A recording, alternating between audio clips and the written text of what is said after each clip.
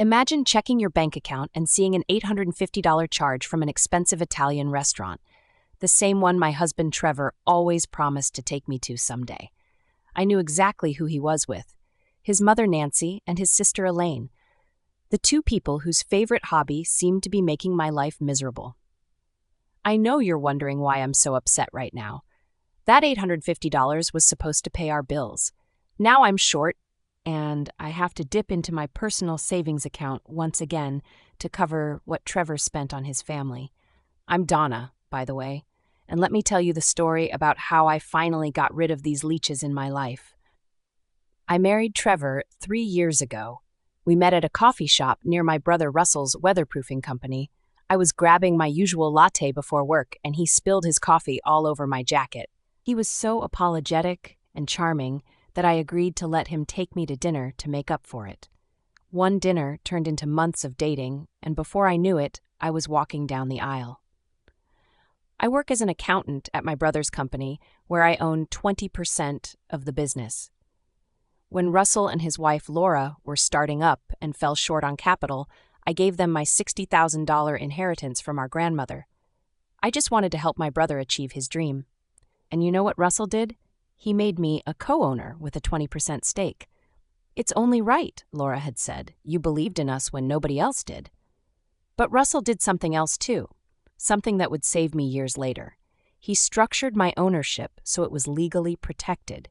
He made sure no future husband, creditor, or anyone else could touch my stake in the company. My brother knew that sometimes the people closest to you can become your biggest threat. Our parents had both passed away, Dad when I was 23, and Mom a year later from what everyone said was a broken heart.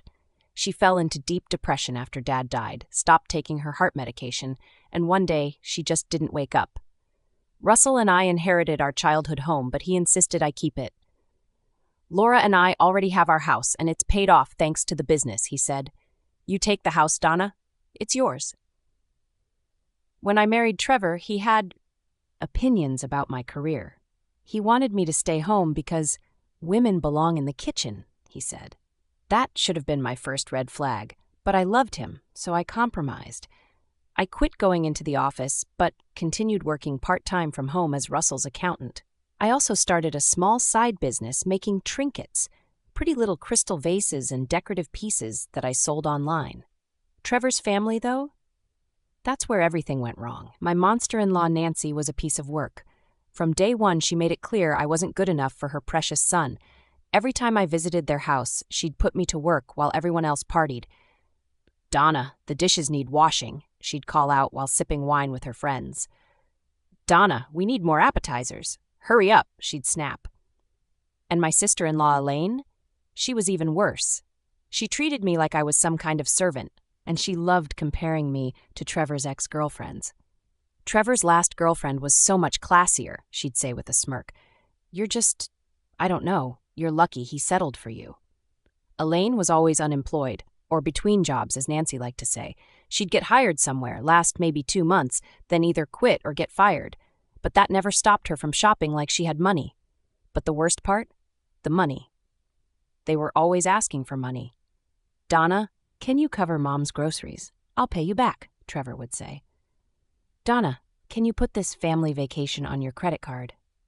We'll reimburse you, Nancy would promise. Donna, just grab the ingredients for the Christmas party. We'll pay you back, Elaine would insist. They never paid me back. Not once. I stopped going to their family functions after the Christmas party incident. I spent $300 on ingredients Nancy specifically requested, organic this, imported that, and she promised to reimburse me. You know what they gave me as a Christmas gift? A pair of dollar store kitchen tongs. I told Trevor I was done being disrespected, done being their unpaid caterer and maid. They didn't mean it like that, he'd say. You're being too sensitive. When we were alone, he'd apologize. He'd promise to set boundaries. He'd swear things would change. I'll talk to them, Donna. I promise. Just give them one more chance. I believed him. For 3 years, I believed him. And for 3 years, nothing changed. Then one day, about a year into our marriage, I was paying bills and noticed something strange. I pulled up our shared checking account and saw that Trevor hadn't deposited anything in 2 months. When he got home that evening, I confronted him. "Trevor, I noticed you haven't deposited any money into our shared checking account," I said, trying to keep my voice calm. Trevor didn't even look at me. "Can you just pay the bills for now? I promise I'll make a deposit next payday." "Why? What's going on?" I asked. Trevor sighed, annoyed. "Look, I need to pay my credit cards, okay? They're all maxed out." "Maxed out?" I repeated, confused. "I don't see you buying anything for yourself. You don't have new clothes, new electronics, nothing." Then it hit me.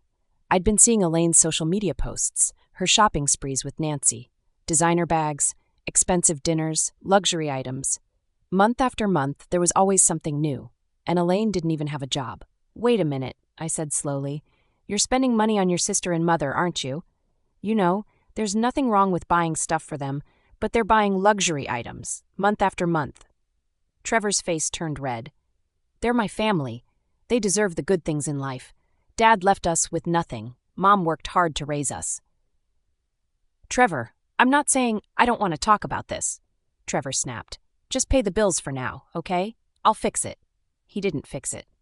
The next month, same story, and the month after that, and the month after that.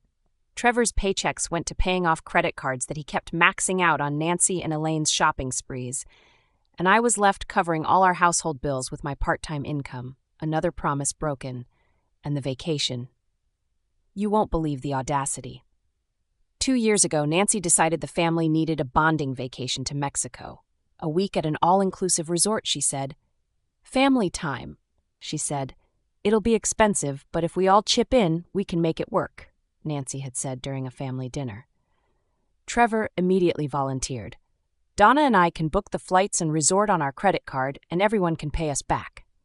I should have said no right then, but I was still trying to be a good wife, a good daughter-in-law, so I agreed. I paid $5,000 on my credit card. Flights for me and Trevor, plus our share of the resort costs. Nancy promised to pay me back her portion, $1,200. Elaine promised to pay back her portion, another $1,200. "We'll pay you back as soon as we get there," Nancy had said, patting my hand. Family helps family. The week before the trip, I was packing our suitcases when Trevor came into the bedroom.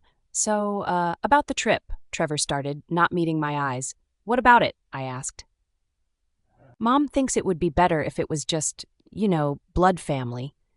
She wants it to be a bonding experience for her and her kids," Trevor said. I stopped folding clothes and looked at him. "What are you saying, Trevor?" "You're not coming on the trip," he said quietly. "I'm not coming on the trip?" I repeated slowly. "The trip that's on my credit card, the trip I paid for?" "Mom will pay you back," Trevor said quickly. "When, Trevor? When will she pay me back?" I asked, my voice rising. "When has she ever paid me back?" "She will this time," Trevor insisted. "So I'm paying $5,000 for a vacation I'm not even invited to?" I said. Trevor looked uncomfortable. "I'll pay you back. I promise." He didn't. Nancy didn't. Elaine didn't. They went to Mexico, posted pictures all over social media of their amazing family bonding time, and I stayed home, staring at my maxed-out credit card statement. When Trevor came back, tanned and relaxed, I asked him about the money. "Mom's a little short right now. Just give her some time," he said. "I'm still waiting for that money." Then came Elaine's wedding to her fiancé, Paul. For months, that's all I heard about. Every family gathering, every phone call, every text message, it was wedding, wedding, wedding. Elaine posted constantly on social media pictures of venue options, her dress shopping trips, the expensive floral arrangements she was considering. Every post had some variation of, "My dream wedding is finally coming true," or "Paul is spoiling me so much." One day, about 3 months before the wedding, Elaine called me. "Donna, I've been looking at your Etsy shop. Those crystal vases you make are gorgeous," she gushed. I was immediately suspicious. Elaine had never complimented my work before. "Thank you," I said carefully. "So, I have this amazing idea," she continued. "I want to use them as centerpieces for my wedding. Isn't that perfect?" "That's a nice idea," I said. "I need 100 of them. Custom crystal vases about 5 inches tall with personalized ribbons that say, 'Elaine and Paul with our wedding date,'" she said, her voice bubbling with excitement. I did the quick math in my head. Custom crystal vases, materials, labor, personalized ribbons. That would be about $50 per vase, so $5,000 total, I said. There was a long pause on the other end. What? Elaine's voice had lost all its sweetness. You're going to charge me? It's my business, Elaine. Materials cost money, and so does my time, I explained. But we're family, she said, her voice rising. You should be honored to make something for my wedding. I'm happy to make them, but I need to be paid for my work, I said firmly. This is ridiculous. Nancy is going to hear about this. Elaine snapped and hung up. 10 minutes later, my phone rang. It was Trevor. Donna, Elaine just called me crying, he said. What's this about you charging her $5,000 for some vases? They're not some vases, Trevor. They're 100 custom-made crystal pieces with personalized details. That's what they cost, I said. Can't you just do it as a wedding gift? Trevor asked. A $5,000 wedding gift? Trevor, we can't afford that. Your credit cards are already maxed out, I said. Don't worry about the money. I'll handle it. Trevor said quickly. With what money? I asked, but he'd already hung up. Over the next few weeks, I got constant texts from Elaine.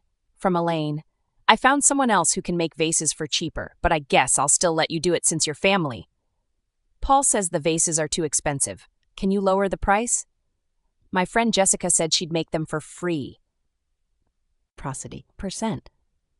But Mom says I should give you the business. You're welcome. I ignored most of them, but I started working on the vases anyway, ordering the crystal glass and preparing the designs. I figured once I had payment, I'd complete them with the personalized ribbons. Then, 1 week before the wedding, my phone rang. It was Elaine again. Hey, Donna. Her voice was artificially cheerful. So, we need to talk about the wedding. Okay, I said, already sensing something bad was coming. So, Paul and I have been talking, and we've decided to keep the guest list really intimate.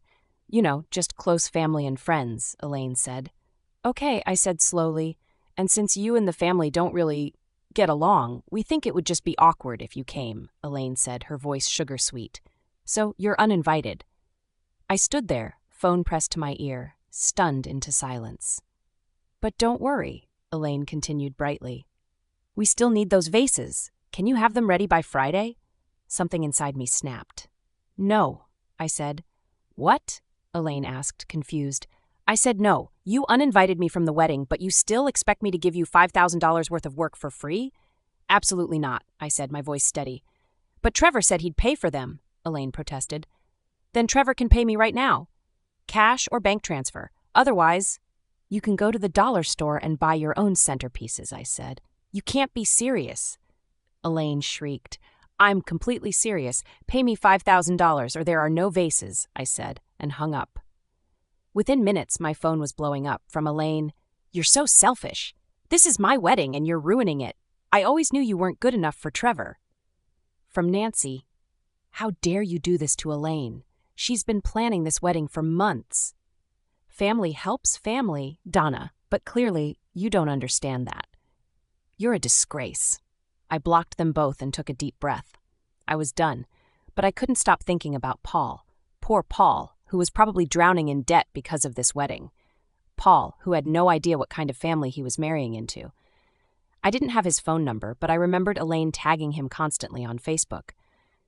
I pulled up Facebook Messenger and searched for his profile. There he was, Paul Morrison. I took a deep breath and started typing. Me. Hi, Paul. This is Donna, Trevor's wife. I'm so sorry to reach out like this, but I need to talk to you about something important regarding your wedding. Do you have a moment? I hit send and waited, my heart pounding. A few minutes later, 3 dots appeared. He was typing. Hi, Donna. Sure, what's going on? Me. Did you know that Elaine ordered 100 custom crystal vases from my business for your wedding? They cost $5,000. There was a long pause. Then, Paul, wait, what? $5,000? No, I had no idea. Me, she ordered them, then uninvited me from the wedding because it would feel awkward, but still expects me to give them to her for free. Paul, I'm not even surprised anymore. Donna, can I call you? This is easier to talk about on the phone. Me, of course. A moment later, my phone rang. Donna, I'm so glad you reached out, Paul said, his voice tired. Elaine's been spending money like crazy for this wedding. My credit cards are maxed out. I wanted a simple wedding, something small and meaningful, but she kept pushing for more. Bigger venue, fancier dress, expensive photographer, it's all on my cards.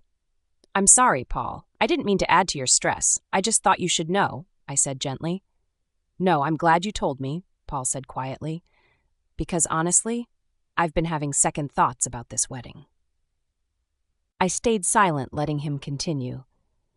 Elaine's turned into this bridezilla I don't even recognize, and her mother, Nancy, she's been calling me constantly, asking me to buy things for her. Paul, can you get this for me? I'll pay you back. But she never does. It's always family helps family, but I'm drowning here, Donna, he admitted. I know the feeling, I said softly. They've done the same thing to me for 3 years. I thought it was just wedding stress, Paul said, but now that you're telling me about $5,000 in vases I didn't even know about, I believe you. This is who they are. There was a long pause. Paul, I can't tell you what to do, but I can tell you this. They don't change. And if you marry into this family, it's only going to get worse, I said. Yeah, Paul said quietly. I think I already knew that. Thanks for reaching out, Donna. I mean it. Take care of yourself, Paul, I said, and we hung up. 3 days later, Paul called me. Donna, it's over. I ended it with Elaine. The wedding's canceled, he said. What happened? I asked. Paul let out a bitter laugh. I've been telling Elaine for weeks that my credit cards are maxed out, that we need to cut back on wedding expenses, but she didn't believe me. She kept saying I was exaggerating, that I just didn't want to spend money on our special day. That sounds like Elaine, I said quietly. Last night, around 9 p.m., my phone starts ringing. It's Elaine, and she's screaming, Paul said. What happened? I asked. She was at Marcello's, that fancy Italian restaurant downtown, with Nancy and Trevor. I had no idea they were even going there. She didn't tell me, and when the bill came, she tried to pay with my credit card. It declined. She tried another one. Declined. She tried all 3 of my cards, and every single one was maxed out. Just like I'd been telling her for weeks, Paul said. Oh no, I said. She called me screaming. Paul, your cards don't work. Get down here right now and pay this $850 bill. We're stuck at the restaurant, and it's so embarrassing. Like I could just magically make money appear, Paul said. What did you say? I asked. At first, I told her no. I said, Elaine, I've been telling you for weeks that the cards are maxed out. I don't have any more money. But she just kept screaming, crying, saying I was humiliating her in front of her family, that I had to come fix this, Paul said. And, I asked, I hung up on her. But then, Paul paused. Then I realized I needed to see this for myself. I needed to see with my own eyes what kind of people I was about to marry into. So I drove to the restaurant. When I got there, Paul continued, I found them sitting at a table in the back. The restaurant manager was standing nearby with his arms crossed, clearly not letting them leave. Other diners were staring. What did they look like? I asked. Elaine's face was red and blotchy from crying. Nancy looked furious, like she was about to explode, and Trevor? He just sat there looking uncomfortable, like he wanted to be anywhere else, Paul said. When Elaine saw me, she jumped up from her seat. Paul! Finally, your stupid cards aren't working and we're stuck here. I just stood there and said, I know the cards aren't working. Because you maxed them all out, just like I've been telling you for weeks. Nancy stood up too and got right in my face. Well, you need to fix this. We can't just sit here. This is embarrassing. I said, then maybe you shouldn't have ordered an $850 meal you couldn't pay for. Nancy's face turned purple. How dare you? We are going to be family. Family takes care of each other. That's when I lost it, Paul told me. I said, family? You mean like how you've been asking me to buy things for months and never paying me back? Like how Elaine spent every penny I have on this wedding? Like how you treat everyone around you like a personal ATM? What did Nancy say? I asked. She started yelling. You are ungrateful. We have welcomed you into this family with open arms. I laughed. I actually laughed at her. I said, welcomed me? You've been bleeding me dry. And you know what? I feel bad for Trevor's wife. I'm sure you're doing the same thing to her.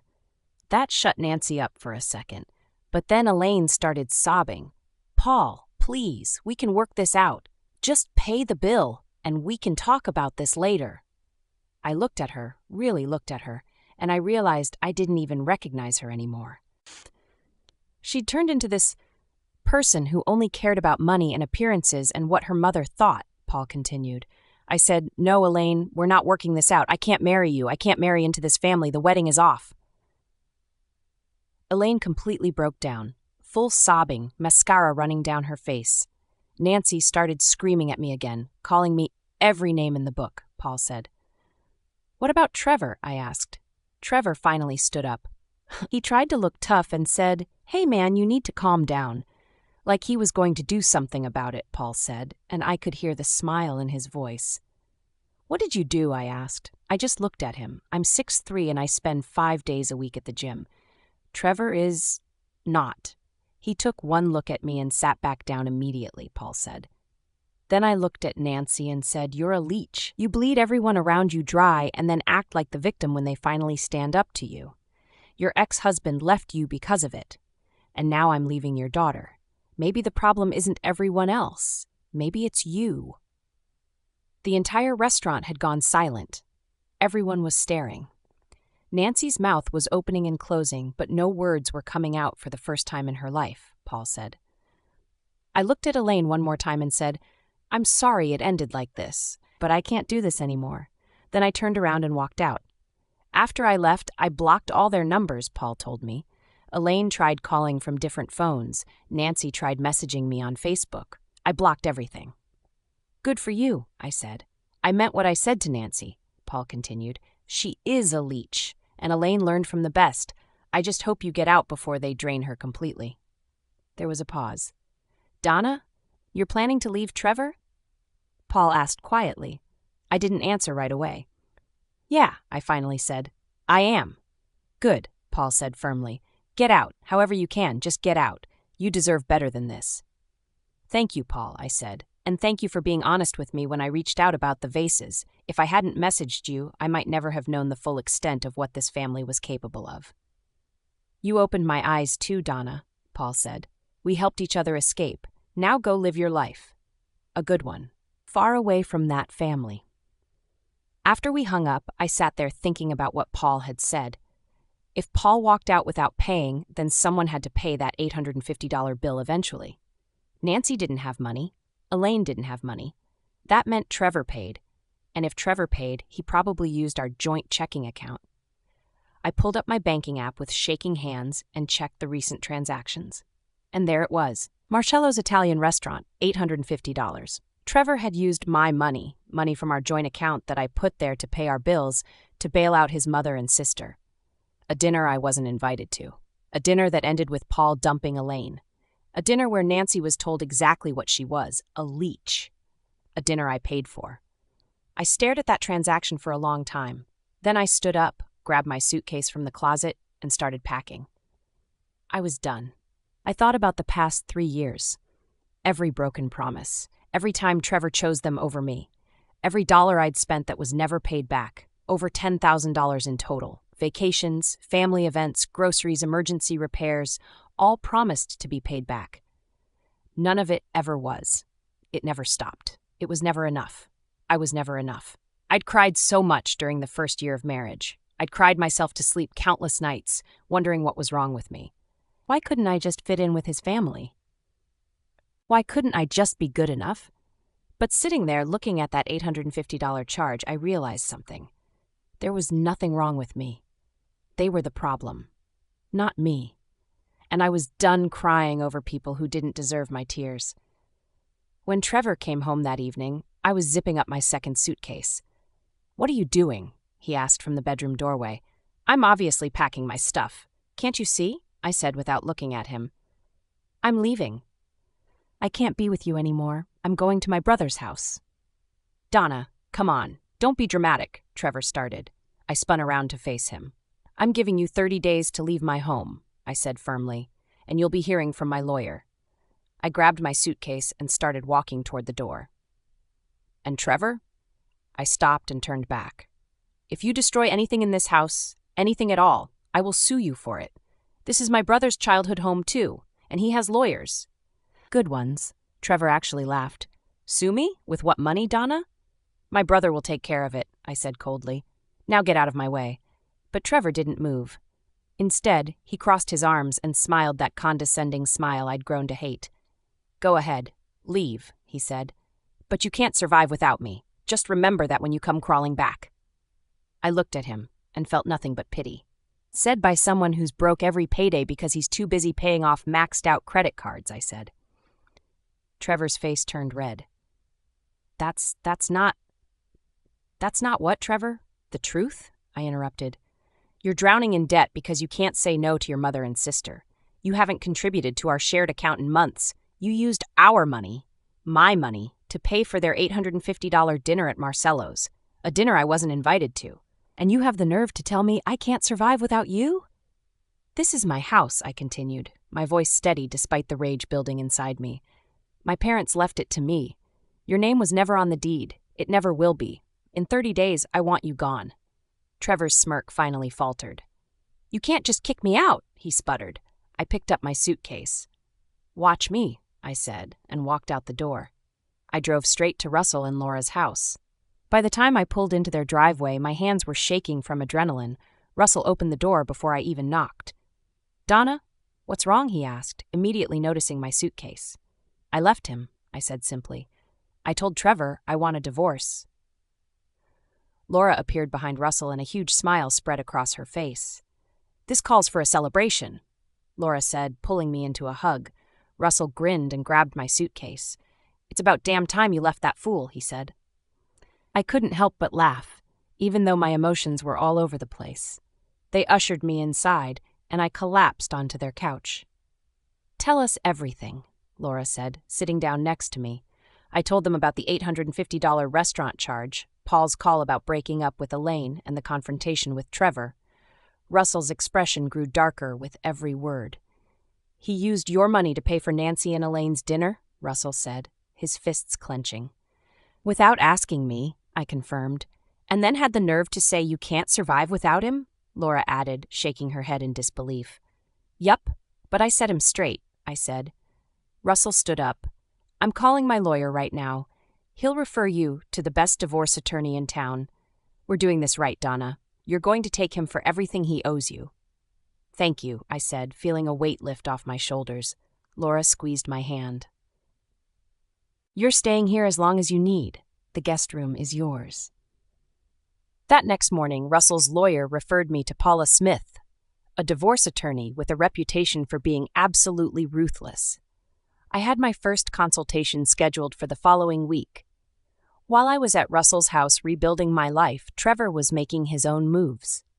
He invited Nancy and Elaine to stay at the house, my house, because Elaine needs company after Paul dumped her. Can you believe that? The man I told to leave in 30 days invited his mother and sister to move into my childhood home like it was some kind of family vacation rental. For 2 weeks, they lived there. Nancy probably treated it like her own personal palace, and Elaine sulked around feeling sorry for herself.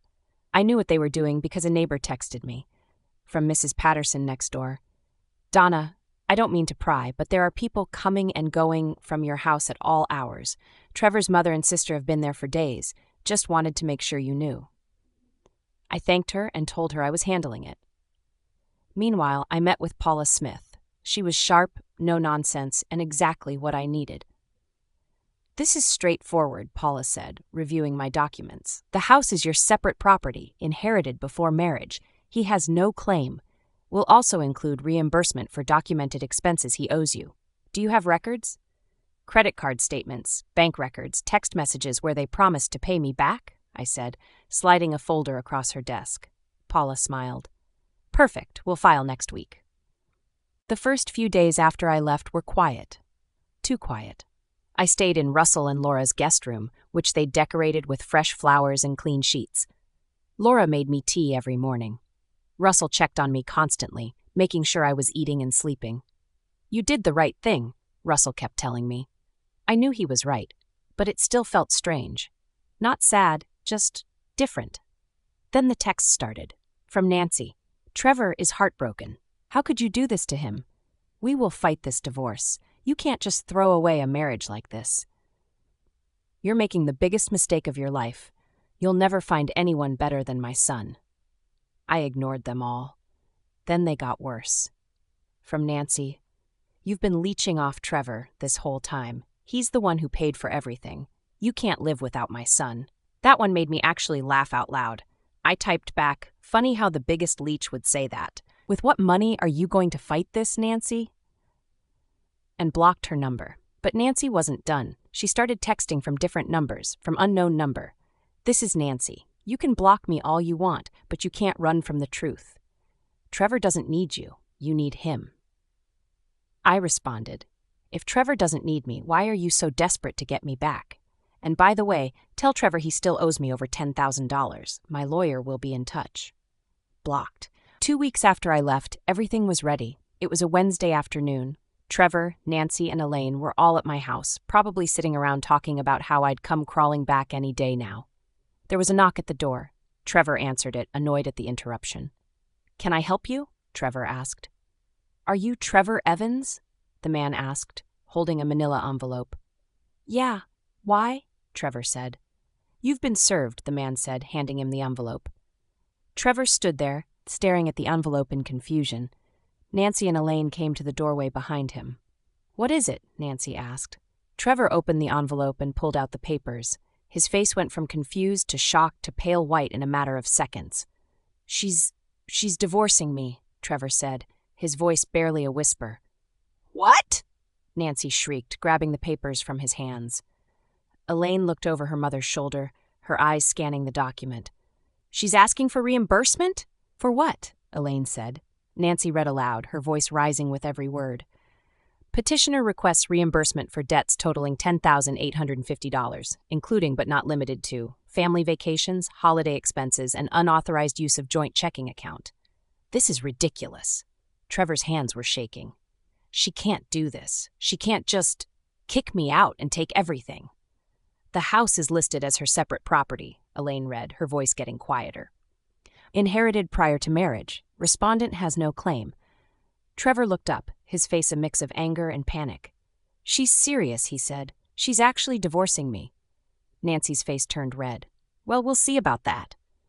Trevor looked at his mother, then at the papers in his hands. For the first time in 3 years, reality was finally hitting him. That same evening, I was at Russell and Laura's house having dinner when the doorbell rang. Russell got up to answer it, and I heard raised voices almost immediately. "We need to talk to Donna!" Trevor's voice demanded. I stood up from the table. Laura touched my arm gently. "You don't have to deal with them if you don't want to," she said quietly. "No, it's okay. Let's get this over with," I said. I walked to the front door. Trevor stood there with Nancy and Elaine, all three looking furious. Russell stepped aside and let them in. The moment they entered, all three started yelling at once. "How dare you serve me with—" Trevor started. "This is absolutely ridiculous," Nancy shouted. "You ruined my life and now—" Elaine began. "Hey!" Laura's voice cut through the chaos like a knife. "You are in my house! If you continue yelling, get out!" They all stopped, shocked into silence by Laura's tone. "Now," Laura continued, her arms crossed, "you can speak like civilized adults or you can leave. Your choice." Trevor took a breath and held up the divorce papers. "Donna, what is this? You actually served me with divorce papers?" "Yes, Trevor. I told you I wanted a divorce. Did you think I was joking?" I said calmly. "You can't just kick me out of our house," Trevor said. "It's not our house. It's my house. My parents left it to me. Your name was never on the deed," I replied. Nancy stepped forward, pointing her finger at me. "You can't do this to my son," Trevor said defensively. "She's my mother. Family backs each other up." Russell moved closer and smiled coldly. "So I'm her brother. Family, right? Then I have a say in this too." Trevor's mouth opened, then closed. "And let me make this clear," Russell continued. "Donna won't come crawling back to you. She can come work for the company full-time with full pay and benefits, at a higher position than you'll ever have at your job, Trevor." Trevor's face went red. "What are you talking about?" "I'm talking about the fact that my sister has options. Real options, unlike you," Russell said. Nancy's face twisted with rage. "She can't survive without Trevor. She needs him." I laughed. I actually laughed out loud. "If I can't survive without Trevor, then why are all three of you here begging me to cancel the divorce?" I asked. Nancy sputtered, unable to answer. "And with what money are you going to fight this divorce, Nancy?" Trevor's credit cards are maxed out from spoiling you and Elaine. Where exactly is this money going to come from? I continued. Nancy's face went pale. That's what I thought, I said. Trevor stepped forward desperately. Donna, please? Can we just talk? Just the two of us? No, I said firmly. Donna, I said no, I repeated, my voice harder now. I'm done, Trevor. You had the chance to defend me against your family, but you didn't do anything except join them in mocking me. I'm done. I wanted out of this marriage the first year, I continued, my voice steady. You kept making promises. I'll set boundaries. I'll stand up for you. Things will get better. I believed you. I gave you chances. You never changed. I have no tears left for you, Trevor. I cried them all during our marriage. Trevor stood there, speechless. So did Nancy and Elaine. Out of my house. 30 days, I said. Or maybe, if you have some shame left in your body, leave earlier than 30 days. You can go with Mommy. And Trevor, I added, remember what I told you. If you or anyone else destroys anything in my house, I will sue you for that. Russell has lawyers. Good ones. You are paying me the money you owe me, I finished. The three of them just stood there, completely silent. Laura stepped forward. I think it's time for all of you to leave our property. We're not leaving until, Nancy started. Yes, you are, Russell said, his voice dangerously quiet. Get out of my house, now! Trevor looked at me one more time, desperate. Donna. Speak to my lawyer. Her name is Paula Smith. You'll be hearing from her, I said. Finally, they turned to leave. Nancy stormed out first, her face red with humiliation. Elaine followed, looking completely broken. Trevor lingered at the door for just a moment. You can't survive without me, he said quietly. Let's see who comes crawling back, I replied. He left. Russell shut the door and locked it. For a moment, the three of us just stood there in silence. Then Russell spoke. I was controlling myself from grabbing Trevor by his collar and shoving him out of the house, he said, shaking his head. Laura let out a breath. I wanted to slap some sense into Nancy. I haven't seen a more vile woman in my life. I looked at both of them and felt overwhelming gratitude. Thank you, I said quietly, for everything. Laura pulled me into a hug. You're family. This is what family does. Russell put his hand on my shoulder. You're free now, Donna. Really free. And for the first time in 3 years, I actually believed it. The next few weeks were a blur of paperwork, phone calls with Paula Smith, and slowly reclaiming my life. Trevor moved out of my house early, not because he had shame, but because Nancy insisted he come stay with her. Apparently, she couldn't stand the thought of him being alone in that house with all those memories. Good riddance. Russell had the locks changed the day Trevor left, just to be safe. When I finally walked back into my childhood home, it felt different. Lighter somehow. How does it feel? Russell asked, standing in the doorway. Like it's mine again, I said, smiling. Meanwhile, the divorce was moving forward quickly. Paula Smith was as ruthless as promised. Trevor's lawyer tried to argue that he deserves a portion of the house's value since you were married when it appreciated, Paula told me during one of our meetings. I shut that down immediately. Separate property is separate property, especially when it's inherited. What about the money he owes me? I asked. We're going after all of it. His lawyer knows he doesn't have a leg to stand on, Paula said with a satisfied smile. How long until this is final? I asked. With a case this straightforward? 6 months, maybe less. He's not contesting the major issues because he knows he'll lose, she said. 6 months. I could do 6 months. One afternoon, Russell called me into his office and offered me the position of chief financial officer, full-time with full salary and benefits. I thought about Trevor's words, "You can't survive without me," and smiled as I accepted. Then, fast forward, the divorce was finalized. I'm officially single again, happy, and have a career that I love. A year after being single, my life looked completely different. I was working full-time as CFO of Russell's company, which had grown exponentially.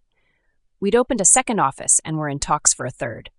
I'd redecorated my childhood home, making it truly mine. New furniture, new paint, new memories, and I'd started dating again. Nothing serious yet, but I was open to it. For the first time in years, I knew what I deserved, and I wasn't settling for anything less. Trevor, I heard through the grapevine that he moved on fast. 3 months after our divorce was finalized, he had a new girlfriend.